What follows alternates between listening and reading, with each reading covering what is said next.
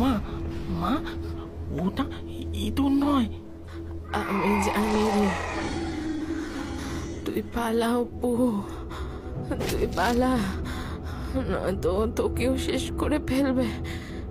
তুই আর এখানে কখনো আসিস না, পালা পালা। অপু তার ছোট্ট বুদ্ধিতে বুঝতে পারে তার মা আর বেঁচে নেই। এদিকে সেই জীব ক্রমাগত তার মায়ের একটি পায়ের প্রায় অর্ধেক খেয়ে ফেলেছে। তার আর কোনো দিকে নজর নেই। অপু তখন চুপি চুপি সদর দরজা খুলে বাড়ি থেকে বেরিয়ে প্রাণপণে দৌড়াতে থাকে। এদিকে বৃষ্টি কমে আসায় মনোহর বাবু দুর্গাকে সাথে নিয়ে ওদের বাড়ির দিকেই আসছিলেন।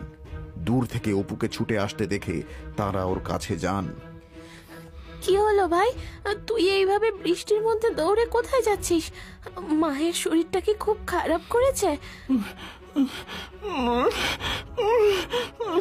দিদি, দিদি, দিদি, মা, মা মরে গেছে।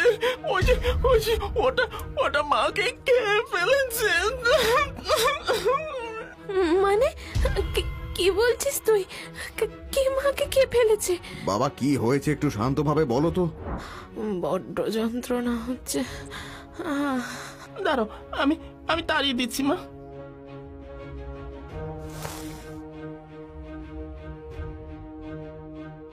মা, মা, ওটা ইঁদুর নয়। আমি জানি রে, তুই পালা অপু, তুই পালা, নয়তো তোকেও শেষ করে ফেলবে। তুই আর এখানে কখনো আসিস না, পালা পালা। হে ভগবান, এই জন্যই আমি তোদের মাকে মানা করেছিলাম যে এ বাড়িতে না থাকতে, কিন্তু সে শুনলো না। আমি আমি মায়ের কাছে যাব। দুর্গা মা, এমনটা করিস না। তোর মা যে আর নেই, কিন্তু এই বাড়িতে কি আছে আজ জানতেই হবে। চল বাড়ির পেছনের জানলা দিয়ে দেখি।